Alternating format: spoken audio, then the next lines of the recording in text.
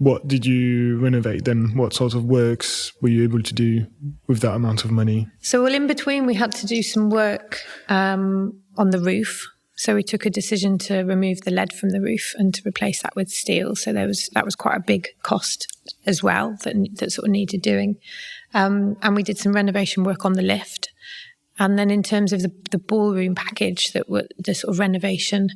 And then actually before that, there was so all of the floor of the ballroom had to be reinforced, but that had to be done from below. Okay. So there was a big bit of renovation. The first phase was all carried out on the ground floor. Yeah. And that as part of that, we removed some of the internal walls in the rooms below. So there was a sort of a first phase downstairs, and then the main ballroom renovation. We sorted out all the electrics. So we spent quite a lot on M&E. New heating, so all new radiators. We put in 2 new kitchens, sort of 2 new kitchenettes, and then all the decoration and the treatment of the floor. Yeah, the floor looks great. Is the original one? Yes. Yeah, it looks great. How long did that all last in total? The renovation process, not the tender process, but the construction, the renovation. I mean, it was quite a long. We had to change some of our sequencing. So basically, doing the structural work on the floor did first, but it activated the rooms below. Yeah. Which wasn't always the plan, but actually it was quite a value. It made, because that's the thing. When we were a live site, we were having people in, booking the building and tenants. So actually having some high quality spaces ahead of, I mean, in the end, lockdown and things slightly changed the proposition, but it meant that, we had that kind of phasing approach, which, to be honest, we hadn't anticipated at the beginning, but I think was probably quite helpful because, well, in 2 ways. I suppose it was doing a smaller package of works initially, I think, helped skill us up to, because it is overseeing a construction project is quite complicated. Yeah. And, we so I think it was helpful that it gave us some experience of overseeing that and working with the contractor and the architect and all the other, before we then came up to do the ballroom phase, which was obviously a larger, more complex, well, I would say equally complex, but larger. But it did mean that I would say, like, it was a long, a long period really from the moment that we'd sort of raised the funding, which we did by April 2017, that community share offer. And then it wasn't until July 2021 that we had our opening event in the ballroom. So, yeah, that's quite a long time. 4 years. What are the challenges of renovating a place like this? Obviously, it's grade listed 2. Grade 2 listed, yeah. What are the challenges? I'm sure there's a lot of heritage boxes to tick, or... Yeah, I think because it was all internal, most of the ballroom work was internal. We didn't. There was a bit of sort of discussion with the conservation officer, but apart from the decoration, which they were quite keen to make sure was done sympathetically, we weren't doing anything that was too sort of, disruptive. We were restoring it to how it would have been rather than making changes that were seen as sort of like modernising it, I think. So I think the conservation officer was really happy with the way that we did it, and we were working with heritage architects that had lots of sort of experience, so I think that helped. I think the real challenge that we found was probably around like the heating and the ventilation system. So we spent a long time, the engineers did like modelling the ventilation and looking at how we might heat it and how we might cool it, and trying to think that through. So that was, a challenge. And then I guess there's just unknowns, things that you sort of discover when the work was going on. So just behind us, we've got a kind of little kitchenette area that was installed as part of the renovation. And when we came to put that in, we just discovered this Victorian steel sort of girder running right across the gap where we were planning to kind of create this gap. And luckily, the structural engineers managed to work out that it could be removed and it wasn't a problem. But we just didn't know that was there until, we started the work. So a few things like that I think we sort of uncovered as we went. I think the other challenge is also, again, because, you've got so many expectations about the space. Yeah. So obviously as a board, trustees, we had a view of how we thought the space would work, but obviously we did consultation with the community. We had certain stakeholder groups, like sort of dance societies who, we'd spoken to about, how could we make it suitably compatible with dancing and the floor, everything from the stain on the floor getting exactly, a certain amount of, what would you call it? I forget, there was like a terminology, wasn't there, for how slippy the floor. Okay, yeah. But then you've got health and safety concerns if it's too, because and so you have all these competing interests and expectations, and because we were keen that we basically didn't try and shut any doors around what we could do in the space, have as many options. So, it wasn't going to be predominantly a music venue or predominantly a theatre or predominantly a cinema. The idea is we could do all sorts of different things in the space, but you're obviously having to make compromises and about how you keep all those uses in play, basically. I didn't realise that aspect, how if you have 80 kids jumping up and down and running on the floor, is there limitation? Does the existing floor is limited to this? Can you have this? And I guess it's it's big limitation, but hopefully that's something that you've been able to sort.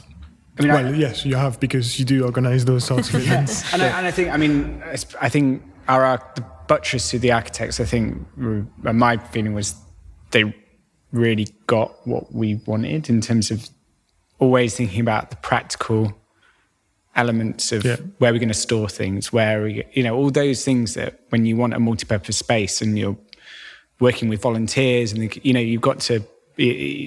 So my feeling was that they really helped crystallize those things, because we're like, we want this and that, but then it's actually making that happen is quite difficult. Yeah, they were very patient, and I think they recognised that there's a lot of competing interests and a lot of people with different interests. I mean, they said afterwards that they'd never worked on a project that had involved so many paint samples, because there was just lots of people with ideas about what colours things should be, and they really tried to accommodate that and helped us have this sort of space to make those decisions, and recognised it was really important for everyone to sort of be on board with those things. So they were really good at managing that, but also kind of saying no when they had to, and saying like, you can't afford that. It would have been lovely to have stripped other floors and to have done things probably to a different standard, but they were very pragmatic as well and said, you want to finish on time, we want to finish on budget. This is, we're telling you you can't do that. And it was like, okay, right, yeah. Managing clients' expectations. Yeah, exactly. And especially when the client is sort of an amorphous 800 members, a board, the staff, volunteers, funders. On the colours, did you have to get probably not approval, but did you have to put that down to the 800 members and say, these are the colours we want, and what do you think? And you have a big vote.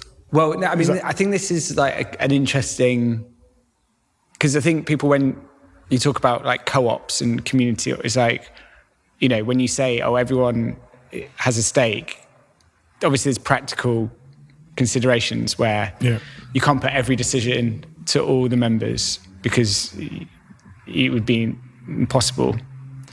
So I think that's where we as a board, that's sort of where we have the accountability and responsibility, that we're there to sort of represent the members. Mm-hmm.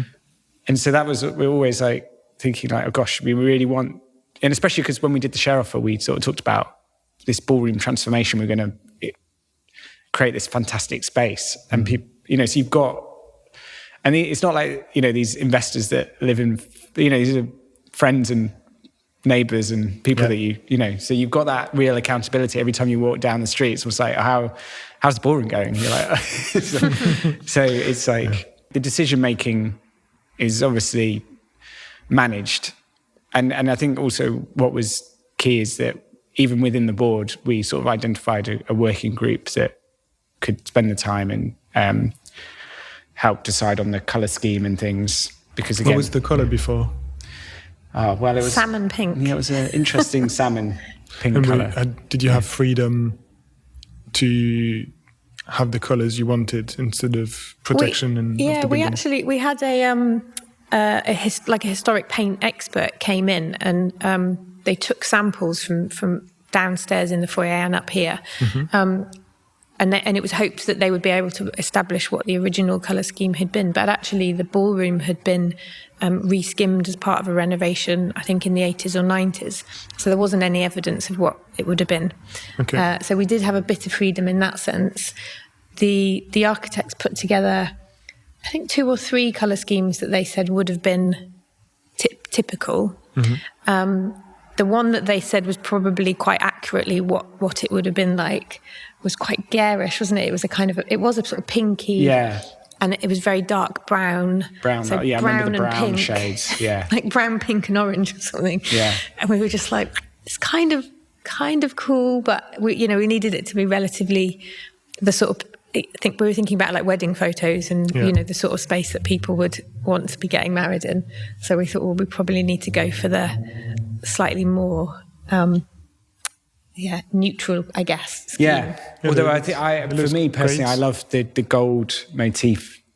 It really, I don't know, it just brings out the and I think that was something that the historic paint specialist, they said that you would have found quite, is that, am I right it would have been ornate. That kind of like, it wasn't always muted shades, that you could have a bit of... well, you see that downstairs, don't you, with all the very, the terracotta that's very heavily patterned, all of the downstairs. So it would have been, I mean, we've got historic photos that show a frieze at some point. So there would have been some sort of decorative frieze all around the ballroom, but there's no evidence of that and not many photos. So I like the contrast between really dark and pastel and lighter, which blends quite well with everything. And also the varnish of the floor is great. So everything blends. Obviously, you had a professional, so you knew what they were doing, and you had the options. One of the things on the colour scheme, I don't know if it's ever played into but the BBC filmed in the ballroom for a drama called World on Fire. And I always get the feeling that they did a kind of paint job, didn't they, for that? And I've always felt like that provided a little bit of inspiration but maybe I'm a little bit off there, because I felt like it did have that kind of green. I think they just painted because they didn't want to get a scaffold. I think that was a practical thing. They just did painted the lower half a different colour. Yeah. But we kind of saw that and thought, actually, that looks quite nice. And it was just something that they sort of did just for the purpose of the filming. So, what's the structure of the organisation now? And also, that's something that I'm quite interested in. I don't know about. Obviously, you said you are registered as a community benefit society. Can you explain the difference between the co-op and CICs, so community interest companies? Well, obviously they're all for the benefit of a community, but what's the subtle difference, and why did you go for the benefit society? So really, the main difference is just in a CIC is a company. It's still a type of company, which means that you still would have quite often owner directors. Mm-hmm. So most community interest companies will have a set of directors that fundamentally own the organisation. So while they might have a wider membership base, it's still the directors that own, and they will have limits on how much of the profits they can utilise privately, and as a recognition that it needs to deliver community purpose. Whereas we're a society, and a society is fundamentally a different legal model to a company. And it is obviously the history of societies is from Manchester, Rochdale, where you had the first cooperative societies. And that's basically saying that you don't, it's the members that own the organisation collectively and have a democratic say. So what that actually means is that everyone has a vote at the AGM and elects the board, and we're, as board members, are accountable to our members. Okay. So it's distributed ownership amongst the community, which is so it's that fundamental difference of not having concentrated ownership, but distributed. Yeah, I didn't realise you had to elect the board. So at the AGM, we have elections. So how is it structured at the moment? You're chair, and who's part of the board? And can you explain a bit? So we have at the moment we've got 12 board members. So we had our AGM in November, and we had a new intake of about 4 or 5 new board members, which is really great because bring new fresh perspectives and energy, which having been involved for a number of years, it's great to have new people come in. So essentially the board, we have that kind of a wider strategic role for the organisation. But, what's great now is the day-to-day work is with Kate and the team. Because when we first started, we were a very active board. We didn't have any staff. Yeah. So we had to do everything, which was stressful and probably unsustainable. It's that the growth of the organisation has been amazing to see.